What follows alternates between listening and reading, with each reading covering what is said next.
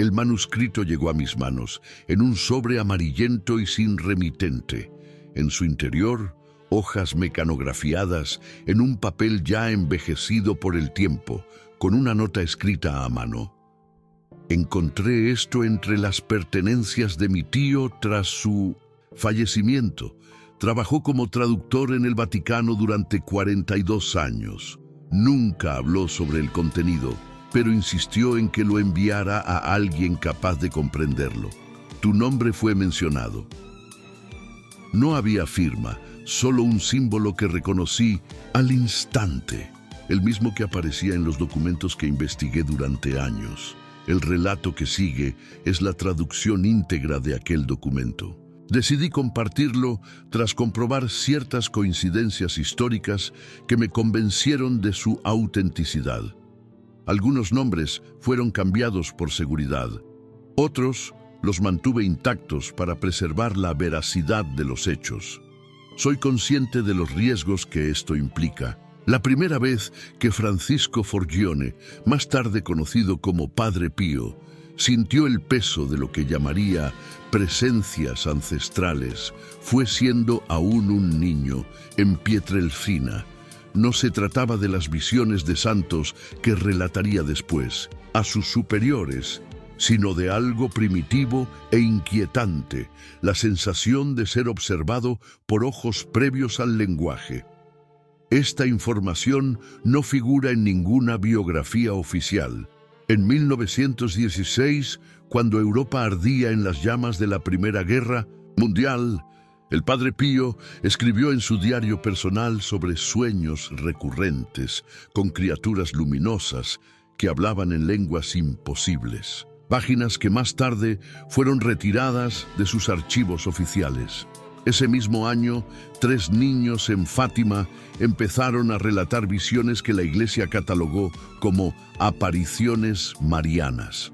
Una coincidencia temporal que pocos investigadores han notado, pero que resultaría fundamental décadas después. El Padre Pío llegó al Vaticano por primera vez en enero de 1922, llamado por el entonces cardenal Merry del Val, quien había oído rumores sobre los extraños poderes del fraile capuchino. El encuentro duró menos de 20 minutos. Del Val salió pálido de la sala y ordenó que Pío regresara de inmediato a San Juan Rotondo. Al día siguiente, el Papa Benedicto XV enfermó súbitamente y falleció en pocos días. La conexión nunca se estableció oficialmente, pero en los archivos secretos de la Santa Sede existe un informe médico sobre la autopsia del pontífice con una anotación al margen: Oculus Sinister. Los estigmas del Padre Pío aparecieron oficialmente en 1918, pero pocos saben que las primeras marcas surgieron tras un episodio en el sótano del monasterio, cuando afirmó haberse perdido durante horas en un pasillo que, según los planos de la construcción, no existía. 2 monjes lo encontraron inconsciente, murmurando palabras en arameo, una lengua que jamás había estudiado formalmente.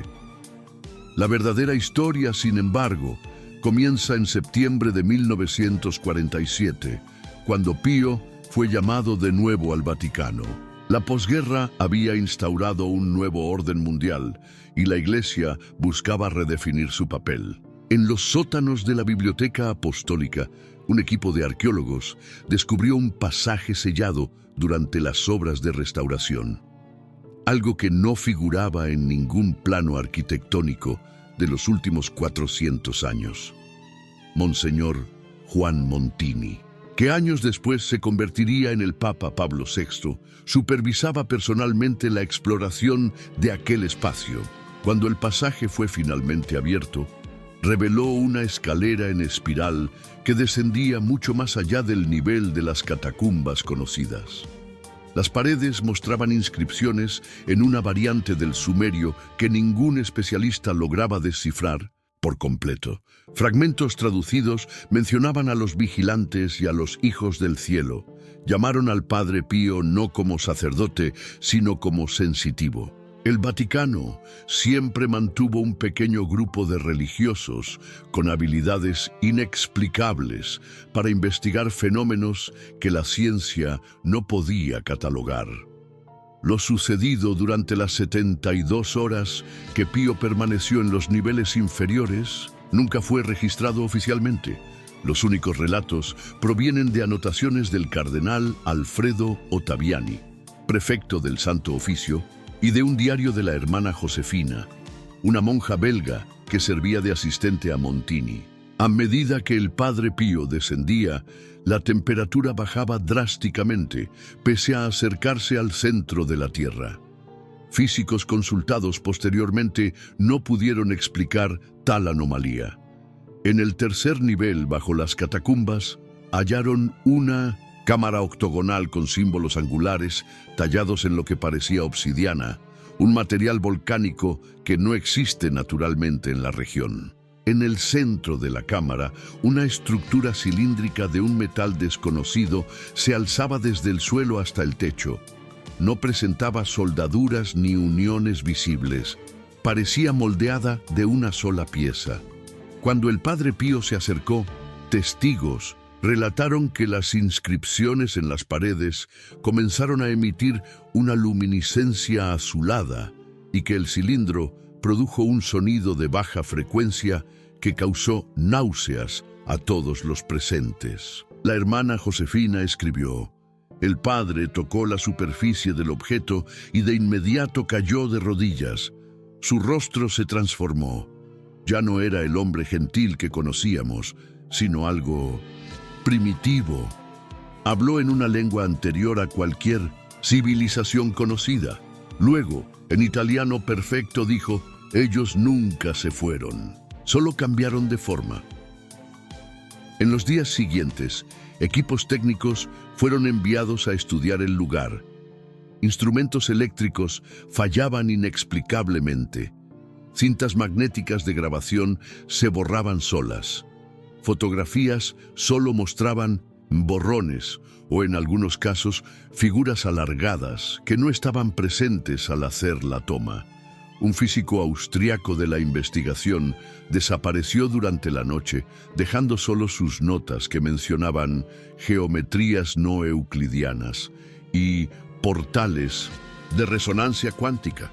Tras este incidente, el acceso al área fue restringido por orden directa del Papa Pío XII. Documentos indican que el pontífice visitó el sitio solo una vez, acompañado del padre Pío y 3 cardenales. Lo que vieron sigue siendo un misterio, pero en la correspondencia privada entre Pío XII y el presidente estadounidense Harry Truman, hay menciones a entidades no humanas y tecnología ancestral. El padre Pío regresó a San Juan Rotondo profundamente transformado. Su salud, ya frágil, se deterioró rápidamente. Las cartas entre él y su confesor, el padre Benedicto Nardella, revelan a un hombre atormentado no solo por dolores físicos, sino por visiones que desafiaban su fe. En una misiva fechada en febrero de 1948, escribió: «Lo que vi no fueron demonios, como entendemos en nuestra teología. Eran más antiguos. Habitan los espacios entre las estrellas desde antes del tiempo. La Iglesia siempre lo supo. Los ángeles caídos no son lo que creemos. Si has seguido este relato hasta aquí, debes saber que hay muchas más verdades ocultas por compartir». Suscríbete para seguir recibiendo estos documentos confidenciales que pocos se atreven a divulgar. La verdad no puede permanecer en las sombras. En la primavera de 1949 ocurrió un evento casi sin documentar. 3 niños desaparecieron cerca del monasterio del Padre Pío. Fueron hallados 3 días después, físicamente ilesos, pero incapaces de hablar. Cuando recobraron la voz, semanas más tarde, sus historias eran idénticas. Habían seguido a un hombre con alas de luz hasta una cueva donde personas antiguas dormían en cilindros brillantes. Las autoridades locales atribuyeron el incidente a un trauma colectivo, pero el Vaticano, envió discretamente a un investigador. Ese investigador, el padre Salvador Moretti, era experto en lingüística y folclore antiguo. Sus grabaciones de las entrevistas con los niños fueron enviadas directamente a los archivos secretos. Una transcripción parcial recuperada años después revela que describieron símbolos idénticos a los hallados en la cámara subterránea, pese a que jamás habían estado allí. En octubre de ese mismo año, observatorios astronómicos de distintos lugares del mundo registraron anomalías gravitacionales inexplicables, especialmente intensas cerca de Roma. Documentos desclasificados del ejército estadounidense mencionan actividad aérea no identificada sobre la Ciudad del Vaticano durante 3 noches consecutivas. El Papa Pío XII ordenó vigilias de oración sin explicar el motivo. Mientras tanto, el Padre Pío comenzó a recibir visitas de un hombre que se identificaba solo como el observador. Alto, rasgos perfectamente simétricos y ojos de inocentes, un azul inusual. Siempre llegaba sin aviso y sin que la seguridad del Vaticano lo detuviera. Las conversaciones eran a puerta cerrada y tras cada encuentro, Pío se recluía durante días, negándose a hablar incluso con sus asistentes más cercanos. Un joven seminarista, Carlos Benetti, logró oír fragmentos de una de esas charlas. En su diario escribió: el visitante hablaba con una cadencia extraña, como si nuestro idioma le fuera nuevo. Mencionó ciclos y retornos. Dijo que llevan milenios entre nosotros, observando y a veces interviniendo. Padre Pío preguntó si eran ángeles o demonios. El hombre sonrió y respondió: esos son términos humanos para fuerzas que no comprenden. Somos los vigilantes. Algunos se mantuvieron fieles a la misión original, otros desarrollaron otros intereses. En 1950 el Vaticano volvió a sellar la entrada a la cámara misteriosa. Se empleó hormigón reforzado con aleaciones metálicas especiales y el sitio fue consagrado en una ceremonia que no siguió los ritos católicos tradicionales. Solo 7 personas participaron, incluido el Papa y un científico vinculado al proyecto Manhattan. Documentos señalan que se mezcló agua bendita con un isótopo radiactivo para el ritual. Durante la década siguiente, el Padre Pío continuó su ministerio en San Juan Rotondo, cada vez más famoso por los milagros atribuidos a él. Su facultad de bilocación, estar en 2 sitios simultáneamente, intrigaba incluso a sus críticos más duros. Lo que pocos sabían es que esta habilidad se intensificó tras su contacto con el objeto en los sótanos del Vaticano. En 1957, un grupo de médicos enviados por la Santa Sede examinó extensamente al padre. Los resultados nunca se publicaron, pero uno de ellos, el doctor Lorenzo Bianchini, abandonó la medicina y se retiró a un monasterio aislado en los Alpes. Antes de desaparecer, envió una carta a un colega de la Universidad de Bolonia. Su cuerpo no es totalmente humano. La estructura celular presenta anomalías que desafían nuestra comprensión actual de la biología. Los estigmas no son heridas convencionales, son aberturas a algo que no sé describir científicamente. El observador siguió visitando al Padre Pío periódicamente. En 1962, durante el Concilio Vaticano II, estas visitas aumentaron. Coincidiendo con ello, los ovnis se multiplicaron sobre Roma. Un informe secreto de la Fuerza Aérea Italiana, desclasificado en 1998, documenta objetos que parecían materializarse de la nada y desaparecer sin huella en el radar. Uno de los pocos confidentes del Padre Pío fue el sacerdote estadounidense Thomas Kerrigan, su secretario informal y traductor. Kerrigan tomó notas detalladas de las enseñanzas del fraile estigmatizado y de sus impresiones personales. Un fragmento revelador No duerme. Pasa las noches en oración, pero no reza las oraciones que conocemos. Murmura palabras en lenguas antiguas como el tiempo.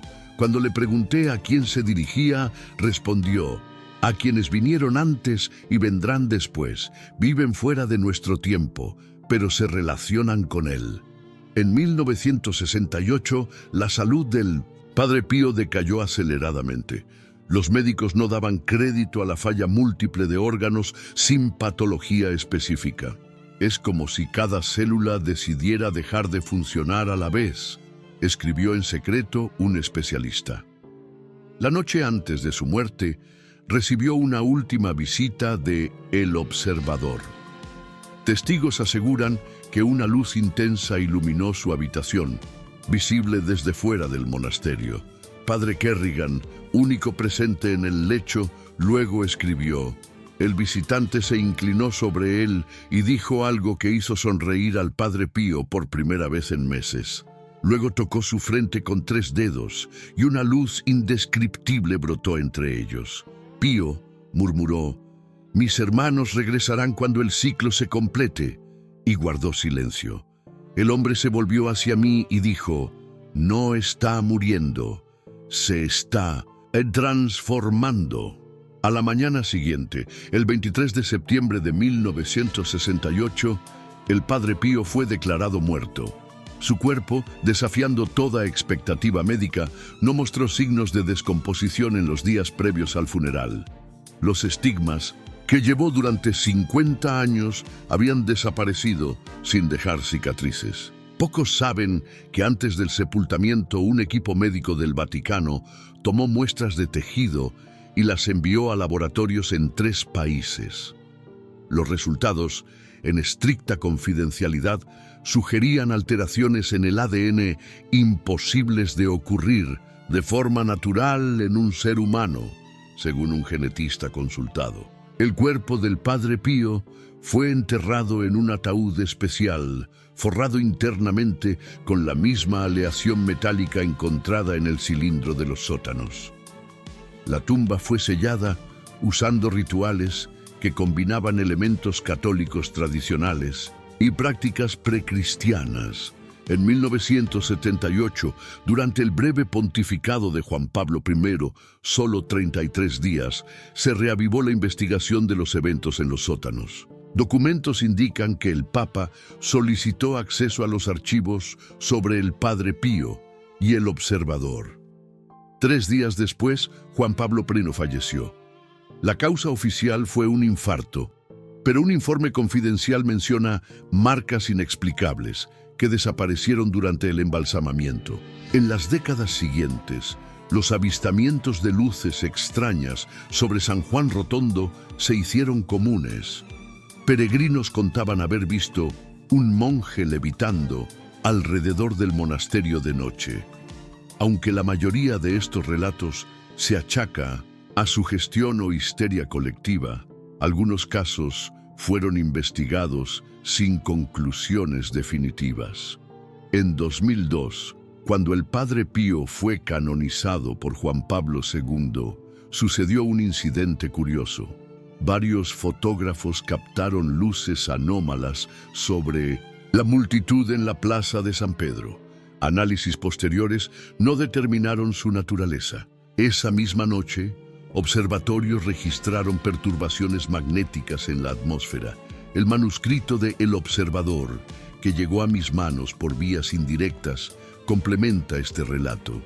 Según él, los seres hallados por el Padre Pío no eran demonios ni ángeles teológicos, sino entidades antiguas que poblaron la tierra antes que la humanidad. Algunas se quedaron, se mezclaron con humanos y crearon linajes híbridos. Otras partieron a las estrellas prometiendo volver cuando el ciclo se completara. El cilindro en los sótanos sería una suerte de ancla dimensional, un punto de contacto entre realidades.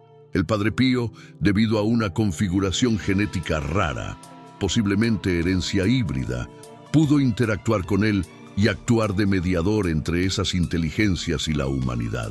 Las bilocaciones, los estigmas y otros fenómenos atribuidos al Padre Pío serían manifestaciones de esta conexión interdimensional. Su muerte aparente fue, en verdad, la culminación de esa transformación. Un detalle inquietante: el manuscrito sugiere que el Padre Pío no fue el primero ni será el último. A lo largo de la historia surgieron individuos con conexión similar. Algunos se reconocieron como santos, otros como profetas o videntes, según el contexto. Varios fueron silenciados cuando su conocimiento amenazaba estructuras de poder. En 2010, durante unas reformas en la cripta donde está sepultado el Padre Pío, trabajadores relataron fenómenos inexplicables, herramientas que desaparecían y reaparecían, fallos eléctricos y voces captadas en cámaras de seguridad con pinches en lugar vacío. Las obras se detuvieron 3 meses sin explicación oficial. Uno de ellos, que prefirió el anonimato, afirmó haber visto el ataúd flotar unos centímetros durante segundos. Su testimonio se desestimó como alucinación por gases tóxicos, aunque ningún análisis lo confirmó. En 2016, por encargo del Papa Francisco, exhumaron el cuerpo para veneración pública. Oficialmente estaba parcialmente conservado, notable tras tantos años sin técnicas especiales. Lo que no revelaron antes de la exhibición: una comisión, incluyendo genetistas, examinó el cuerpo. Los resultados siguen clasificados. Documentos filtrados de archivos militares estadounidenses mencionan un proyecto conjunto con el Vaticano, iniciado en 1975 y codeñado Operación Vigilante. Su fin declarado era monitorear y catalogar entidades no humanas con capacidad de interactuar con nuestro plano dimensional. Un anexo nombra a San Juan Rotondo como punto cero, donde hubo la primera confirmación científica de tales seres. Hay indicios de que el observador sigue activo. Relatos esporádicos de un hombre de ojos imposiblemente azules ocurren antes de fenómenos globales. Curiosamente, suelen involucrar niños que luego desarrollan habilidades inusuales o adultos en crisis espiritual. Las inscripciones de la Cámara Vaticana, descifradas parcialmente con IA, aluden a un gran ciclo que culminaría al inicio del tercer milenio cristiano. Una frase menciona el regreso de los vigilantes cuando las estrellas se alineen de nuevo. En 2018, 50 años tras la muerte del Padre Pío, astrónomos detectaron un alineamiento inusual de cuerpos celestes que formó un corredor gravitacional entre nuestro sistema y el centro galáctico. Con ello, aumentó la actividad electromagnética alrededor de San Juan Rotondo y del Vaticano. Peregrinos que visitaron la tumba en ese periodo relataron experiencias extraordinarias: curaciones instantáneas, visiones colectivas y comunicaciones con el propio santo. La Iglesia guardó silencio, pero emprendió una investigación discreta. Los documentos más recientes, de 2023, apuntan a cambios en la estructura molecular del cilindro vaticano. Su superficie, antes impenetrable, ahora muestra porosidad que permite análisis limitados. Muestras microscópicas revelan elementos no reconocidos en la tabla periódica. Al mismo tiempo, científicos independientes han notado fluctuaciones sutiles en constantes físicas, fuerza gravitacional, velocidad de la luz en lugares como San Juan Rotondo. Estas anomalías son localizadas y temporales, pero cada vez más frecuentes. El observador fue visto por última vez en diciembre de 2024, no por religiosos, sino por físicos cuánticos en un laboratorio subterráneo de Suiza. Relatos no oficiales dicen que apareció en un experimento de entrelazamiento y solo pronunció: el ciclo se aproxima a la convergencia. Volverán pronto junto con los otros. Esta vez no habrá separación entre los mundos. Estos fragmentos, apuntan a una verdad mayor que permanece oculta. Instituciones poderosas resguardan este conocimiento no siempre por malicia, sino por miedo a sus consecuencias. La historia del Padre Pío y los vigilantes es solo un capítulo de una narrativa más amplia que une nuestra realidad con otras, apenas vislumbrables. Al concluir este relato, percibo movimientos inusuales a mi alrededor. Tal vez sea coincidencia, tal vez la consecuencia de esta investigación.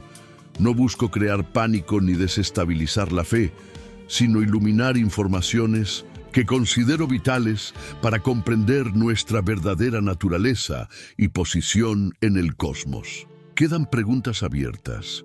Si el Padre Pío halló seres que la tradición llama ángeles caídos, ¿qué implica para nuestra espiritualidad e historia?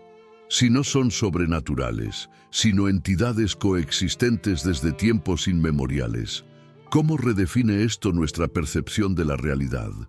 Y más importante, si el ciclo realmente se cumple, ¿qué sucederá cuando estos seres regresen plenamente a nuestro plano? ¿Estás preparado para reconsiderar todo lo que crees saber sobre la realidad? Las señales están a nuestro alrededor, para quienes tienen ojos para ver. Comparte tus experiencias u observaciones. Quizá juntos podamos armar este rompecabezas cósmico antes de que sea demasiado tarde.